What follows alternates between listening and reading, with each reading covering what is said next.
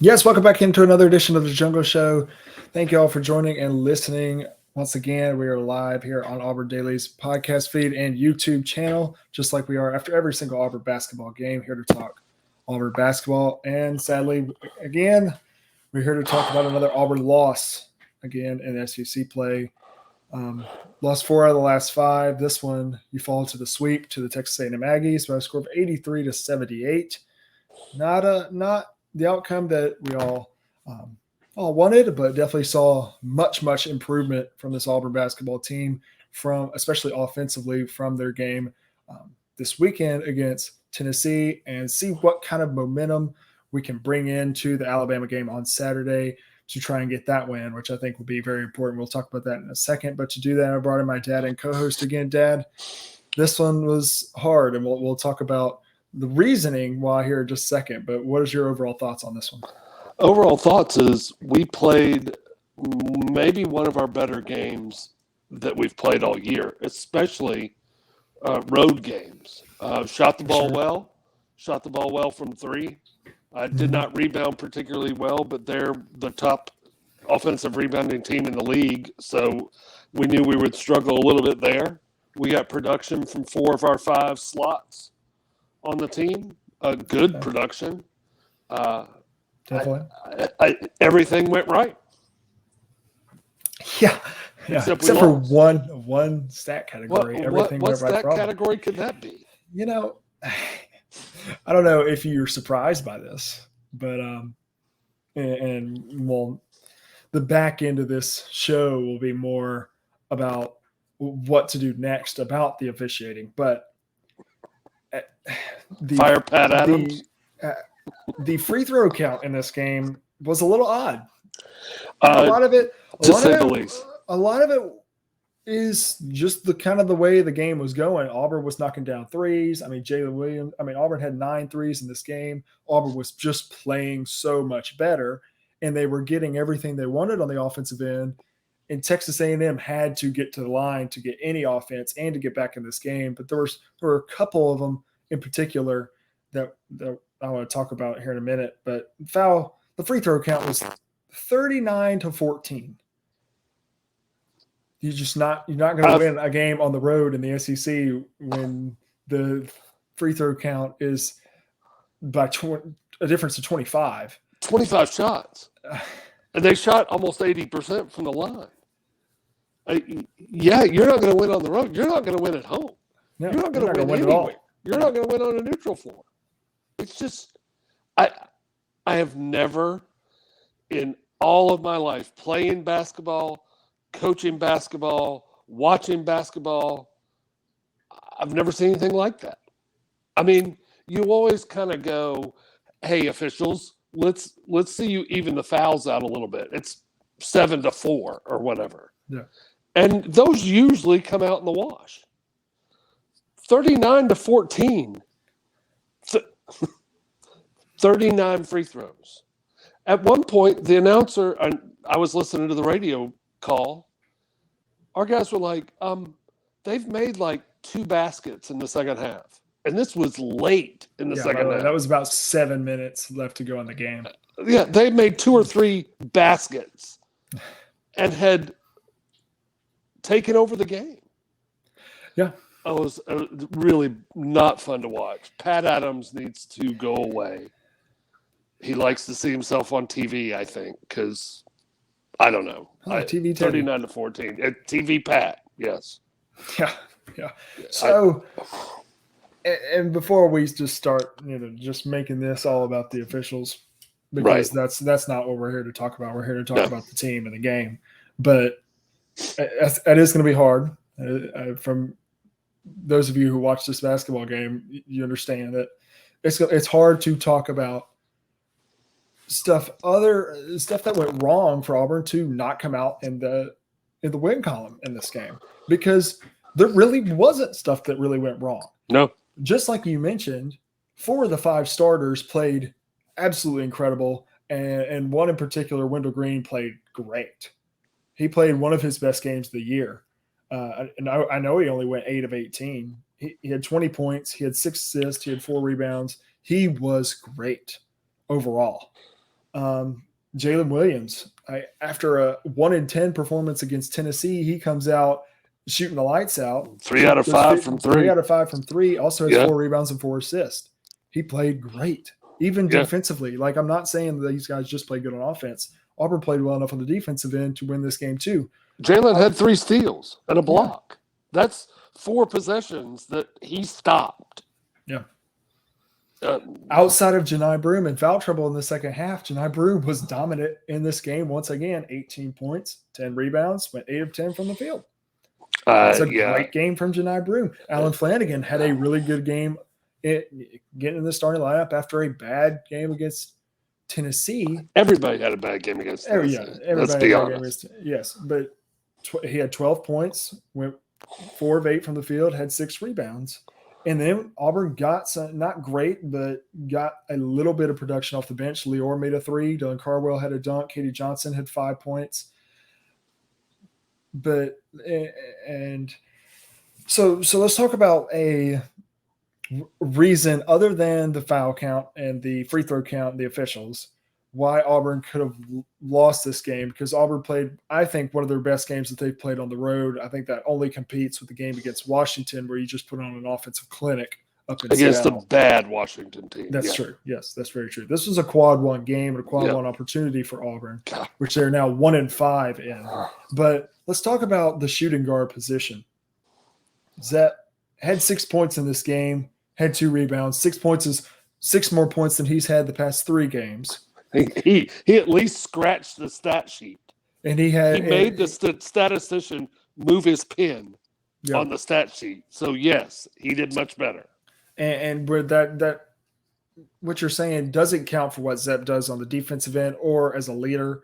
Zep is a very good, an elite all-ball defender and a experienced player. But Zep did finally score, burying those 2 threes at the beginning of the second half to kind of push Auburn's lead out. And Auburn was able to take a 9-point lead coming out of the break. But at that shooting guard position, Auburn's history at that position has been great, especially under Bruce Pearl. You're talking about guys like TJ Lang. Then you're talking about, of course, Bryce Brown. And then Samir Dowdy played a lot of that position as well. Mm-hmm. So the shooting guard position, the 2-guard position, has been great under Bruce Pearl. We've not seen that at all this year with Zep and KD running that spot. And we finally saw what we've been wanting to see, what we've been begging this coaching staff to see if it would work out. Mm-hmm. Put Trey Donaldson, the freshman point guard, at point guard, let him run the 1, and then let the best shooter on the team, Wendell Green, run that 2-guard position that we saw be so successful under Bruce Pearl, and it worked great. It was great. I think that should be the starting lineup. I don't think it will be, because it won't. You can't bench Zep for a game like this. You can't change a lineup for a game that you played so well enough to win like this. But man, you really want to see that more and more and more, because I loved that lineup. I did too. Now, for what it's worth, Trey Donaldson went 0 of 3 and 0 of 1. He had 1 assist and 1 turnover, but he had 3 steals in the limited minutes that he played. He played 12 minutes, and most of the time he was with Wynn on the court. When it happened, I noticed it right away, because, like you said, we've been talking about it on the show for a couple weeks. Why can't we run Trey at 1? He gets back up 1 minute anyway and win at the 2. Mm-hmm. The only issue with it right now is you need Win at the 1 down the stretch. And by moving him to 2 when Trey comes in, you're causing him to run another shift. That's true. And I'm afraid he played, 31 minutes, 32 minutes last night. That's a lot of minutes for Win. That's true. Especially as hard as he plays. So I'm like you, though. I don't know why we wouldn't just start it like that. Yeah. And if at the end of the game you want to bring Zep or KD in, to be that 2, and let Wynn go to the 1, that's fine. Mhm. I just and we've got to figure the 2 out. We don't have to figure the 2 out. Coach Pearl, I know he knows more about basketball than any of us. He's got to be frustrated by that, though. Because if you combine Zep and KD, you got 11 points. You got 3 threes. 4 rebounds. Mm-hmm. You got 1 turnover, 1 steal. I mean, and let's just point out that those shooting guard. But that isn't a bad game for either of those two. Both of those guys played really well. Again, none of it. We didn't have a player play bad in this game. I didn't like think we so. did, like we did all of them against Tennessee. But it was you've got to get more from that position due to the fact that we've seen the teams that Bruce Pearl have had that were really successful. They had a really, really good and effective score at the shooting guard position. And he's a shooter. That's why we're talking before the show started. Do you keep Wynn next year and let him play the 2 with Aiden Holloway coming in? You lose Zep, so you go and you got to go in the portal and get a guy who can shoot the ball at a 40% type of clip from outside. And I don't know if that means you have to process a guy like KD. I like KD. I like watching him play. I like his attitude. But if you're not producing, you're not producing. This is big boy basketball. This is not junior high basketball. I think next year you have a lot more options considering you'll have Holloway instead of Jasper. I think that provides you a lot of leeway. But you also got to think you're still going to have Donaldson, and you're also still going to have Chance Westry. You're going to get Chance Westry back, which will be huge, especially at those 2 positions. We don't know what kind of pure shooter Chance Westry really is, but we don't know much about him. He can play the point guard position. Yeah. So I think next year you have a little bit more leeway with that. So, I agree. I just am trying to process how in the world we get look, this year we kind of are what we are. We have a tough game Saturday. Then we go through a stretch where we play Missouri, Ole Miss, and Vanderbilt. Yep. Those and should be favored in those 3 games. You win those. I think if you win those 3 games, you're in the tournament. I can't believe we're talking about are we in the tournament or not, but we are what we are. We're 1-5 in the quad 1. Yeah. If we could steal an Alabama at home this Saturday in what's going to be a crazy game, or go to Kentucky where Arkansas, the team we beat, Arkansas just beat them by 15 last night in Rupp. Or if we could get look, we lost to Tennessee by 3 in their building when we played as bad as we played all year. Yeah. They have to come to Neville. Right now, I'm watching them play Vanderbilt and at Vandy, and it's back and forth. It's within 3 points lead either way. Yeah. So steal one of those games. It'll be a quad 1 win, and then you're talking about you're pretty confident you're in. Yeah, absolutely. So I want to talk to the officials. Played well enough to win in this game. Beat A&M in every single stat category except for the free throws. And the rebounds. Got out-rebounded by just 4. So I want to talk about the difference between getting blown out at home against Texas A&M a few weeks ago and this game played or you should have won. The defense on the guards has gotten so much better. Completely changed. I don't know if it's a game plan thing. We saw a lot of game plan changes against Tennessee that really, really confused guys like Ziegler and Vescovy. Yep. And you saw it in this game as well. It really, really confused Tyrese Radford. Radford had 30-9 against you in Neville Arena. He had 10 points and 4 rebounds against you on his home floor. Didn't hit a three till late in the game. Yeah. On a fast break. Yeah. So that has improved so much. A lot of that credit goes to those guards who are guarding them. Wendell Green, Zep Jasper, and Katie Johnson have been elite on the defensive end the past 3 games. Don't forget Alan Flanagan in that. Alan Flanagan as well. Yeah. Chris Moore should be on there as well. Yeah, I agree. So a lot of that goes to that credit. The game plan, though, the double of Janai Broom when he comes up in doubles, when they trap at the top of the key, when they're going above the screen instead of below the screens, that all has changed since that Texas A&M loss. What thing has specifically stuck out to you that was the difference of Radford going from 30 and 10? All right, so we talked about this after the Georgia game, because that was the game after Radford did that to us, right? Yep. He went off on us. We played Georgia with 2 all-conference type of guards. Yep. And completely shut them down. Yep. Completely. And we talked about that high screen because everybody nowadays runs pick and roll in the middle of the floor. Yep. Everybody runs it. And what we were doing with Radford that year or that game was we were playing drop coverage on that screen, and he was attacking our big man.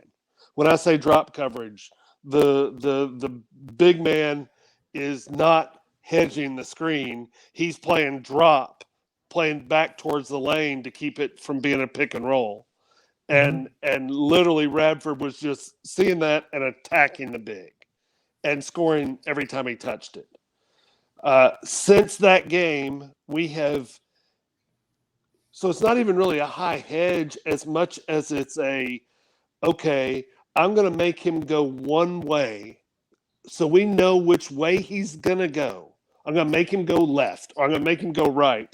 And I'm going to do that by running the big out on the opposite side and forcing him that direction. That way the guard is not guessing which way to guard him. He knows the big's going to force him this way. I've got a step, and I can stay in front of him. Yeah. And we did it against Georgia and shut down their guards. Then we went to Knoxville, did it against 2, again, all-conference type of guards, shut down their guards. Mm-hmm. We did it last night. The other guard, Wade Taylor, had a game. He's just a really good shooter. He got to the free throw line. He's a really good shooter, and he went to the free throw line 10,000 times. But what we did to Radford, I think, is really, really impressive. And we've done it. And now coming up, we're going to play against good guards with Alabama. We're going to have to do the same thing. Because we can't help off the shooters for Alabama. They'll drain threes and they'll beat us by 50. Yep. So you get it to where you know which way the guy's going to have to go, and you've got that step to stay in front of him. Yep, absolutely. I think that's a great point that you just mentioned. So just like you said, what we've got ahead of us, we talked about right after the Georgia game, we're like, okay, here comes the gauntlet. Yep. You lose by 3 to Tennessee on the road in a heartbreaker. You lose by 5 to Texas A&M in a game that you played well enough to win, but the free throw count was this bad. It was this lopsided, at least. Now you get an Alabama team who's red hot. They're undefeated in the conference. They'll be coming in number 3 in the country into Neville Arena, which will have College Game Day. Let's take a second and break down what we have coming up. Because just like you mentioned, after the Alabama game, you have a 3-game stretch where all must-win games that you'll be favored in. But if you could steal this Alabama game, it would be absolutely huge. It would change everything. So talking about Alabama, just like you mentioned, very good guards. Mark Sears it will be their point guard number 1. Obviously, Riley Griffin is a freshman. He's really, really good as well.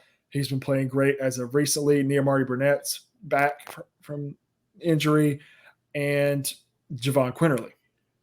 They've got really, really good guards, but against Alabama last year, and both times, you could help off of those guards. That when they had Jaden Shackelford, you could help off of them because you weren't worried about 3-point snipers in the corners, on the wings, that sort of thing. You have to be worried this time. Yeah, it's what they're looking for. Brandon Miller, Noah Gurley, Noah Clowney, those guys are absolute snipers from outside. You cannot help off the guards. You've got to get in Brandon Miller's head. He's the best freshman in college basketball. He's one of the best players in college basketball. You've got to get in his head and get in his head early if you want any chance of beating this Crimson Tide team. I agree. He's in games that they've struggled in. He struggled in. Yeah. And when they played at Arkansas hung with them until about 10 minutes left, and all of a sudden, kid hit 2 3-pointers, and the game was over. It was done. Alabama ran away from him. He's the difference maker. He's their guy, and yes, you've got it. I would rather him drive the ball than stand outside and shoot. He's that type of player. And it's the same thing when people would try to guard Jabari last year. They'd a lot rather him try to drive it than stand out there and kill you from 3. He's the type of kid that can kill you from 3, and he's the type of kid that's got a little attitude like Jabari did last year as well.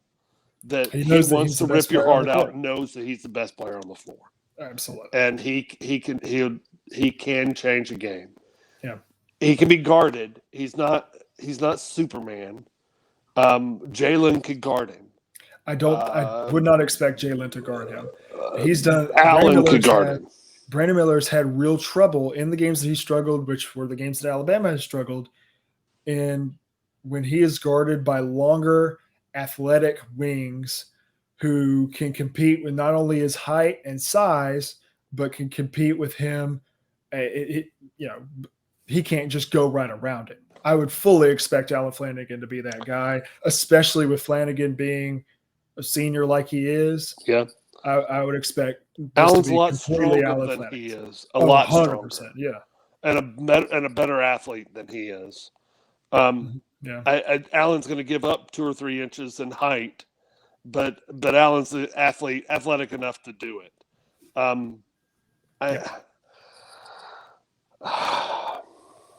If we can play physical with him, I think that's what you do.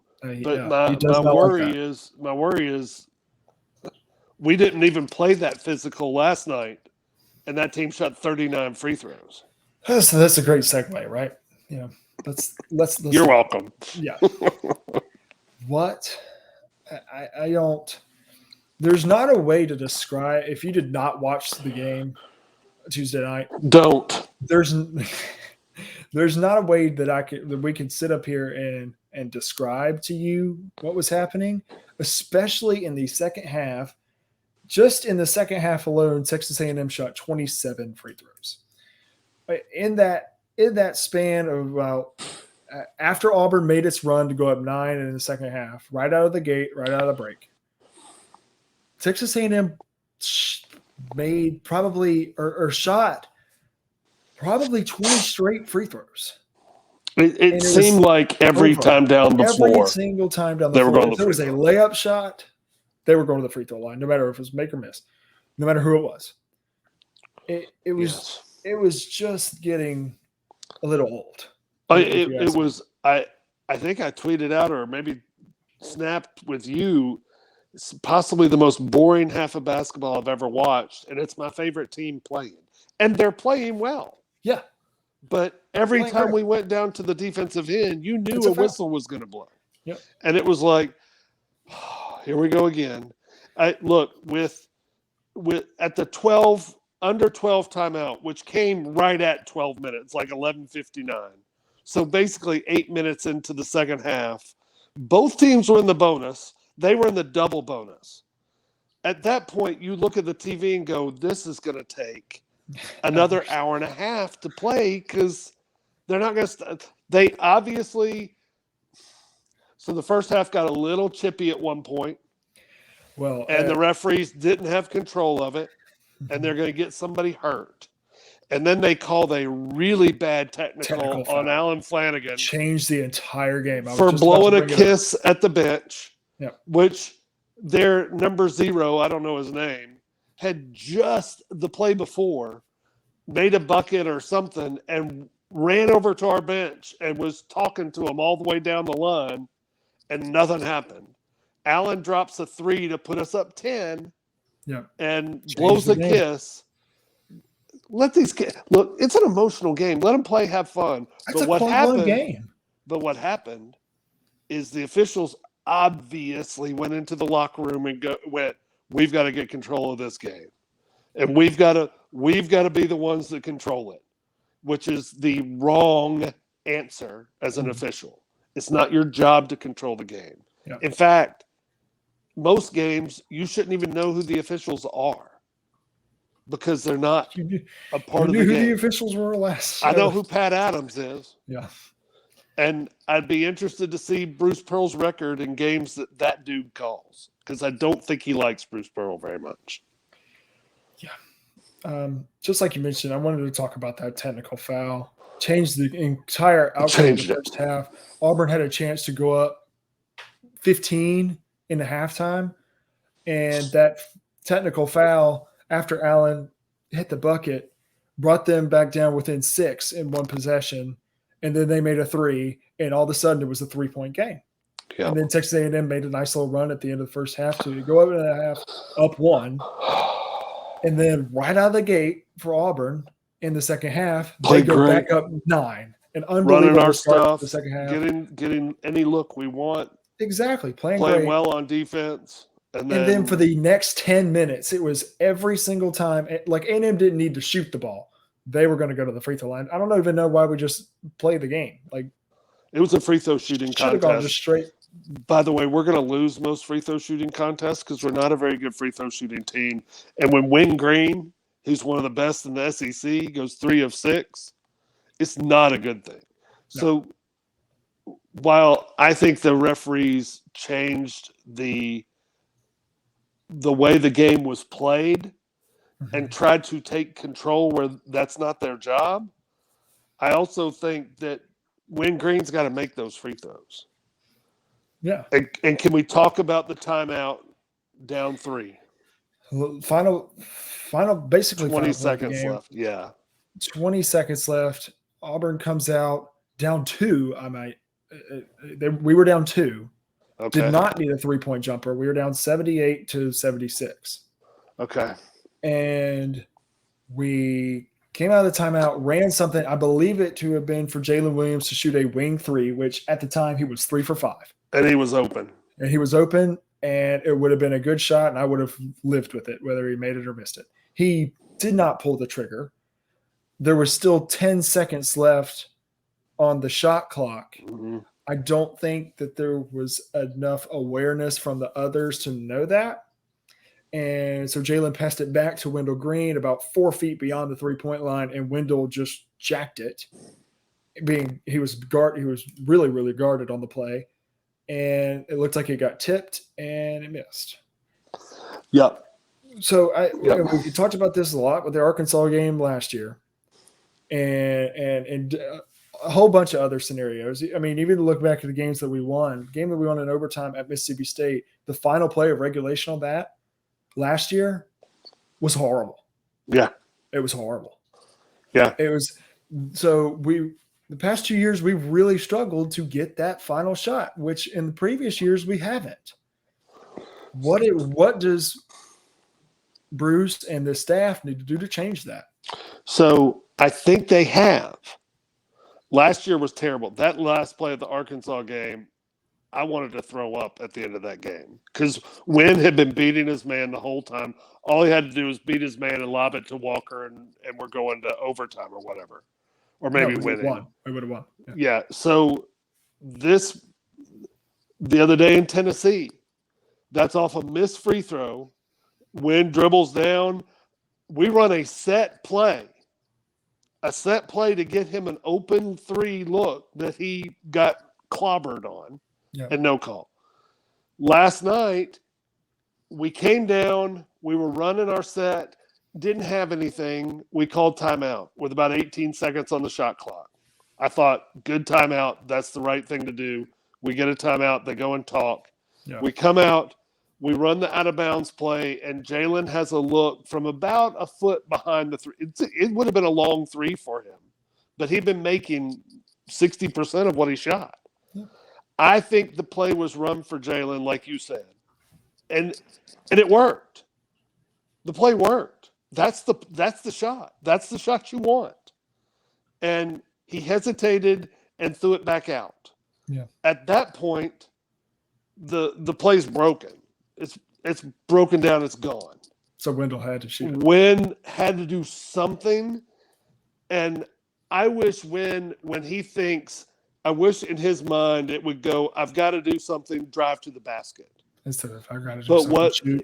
But what it does in his mind, it's I got to do something, launch it.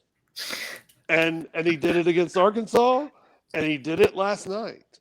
And it's not his fault. The play was run. I said on Twitter, there's no way you're going to convince me that they went into the locker or went into that timeout and Bruce Pearl drew it up where Wynn would take a guarded 3 with 10 seconds left on the shot clock from 38 feet. No chance, yeah. He didn't draw that up. He drew that up to get Jalen a shot and give us a chance at a rebound. Yep. And it didn't work. Can Wynn make that shot? Yeah. Yeah. But there was a guy, I think the guy got a piece of it. And it was about 4 feet short. I also think Wynn had played 32 minutes in a ball game, and his legs weren't as under him as they usually are. That's true. But again, I just wish Wynn would click and go, I got to do something, and I got to do it fast. I'm going to the bucket. Because the referees obviously knew how to use their whistles. Maybe we'd have gotten a foul. Now, he was struggling from the free throw line, but at least he gets there. Yeah. I don't know. I think they've tried to fix, because I agree last year was bad. All the last year's end of games were bad. Mm-hmm. Not all of them. Georgia, we won because when took it to the basket and made it. This year, we've had the Tennessee game, end of game situation, where I think we got the exact shot that the play was drawn up to get. Mm-hmm. And the Texas A&M end of game situation, and I think we got the exact shot the play was designed to get. He just didn't take it. Yeah, that's okay. Jalen had a great game, but I wish he'd be more aggressive. Me too. I wish he'd be meaner. Yes. Somebody pinch him and make him mad. Yeah, I dare Noah Clowney to do that. Saturday I dare Noah Clowney to pinch Jalen Williams or something like that. But we'll go ahead. By the way, do you see Derek Hall is going to be there? Oh yeah, he better be. He said what? College game day and the Iron Bowl of basketball. You bet I'm going to be there. Yeah, can't wait to see him in the. I wish he'd go find the guy at West Virginia and punch him out, but he's trying to do that last year. Just so you know, breaking news. We can break news on this show. Not about Auburn, but we can break news on this show. Russell Westbrook is no longer a Laker. Yeah, I saw that. He was traded to the Jazz. Going to play with Walker Kessler. If Walker's going to have 20 rebounds a game from getting Russell Westbrook's misses. Getting shots that go bounce off the rim. Yeah. Oh, man. All right. But that's interesting. But we'll go ahead and wrap this one up on this edition of the Jungle Show. Thank you all for listening. If you want to find us on Twitter, go to @GrayOldenburg, @WarEagleHoops, or you can find the amazing stuff on auburndaily.com. Just go there or find them on Twitter @TheAuburnDaily. We'll be back later this weekend, early next week, to discuss the Alabama game and to preview what's next for Auburn basketball. Thank you all. War Eagle.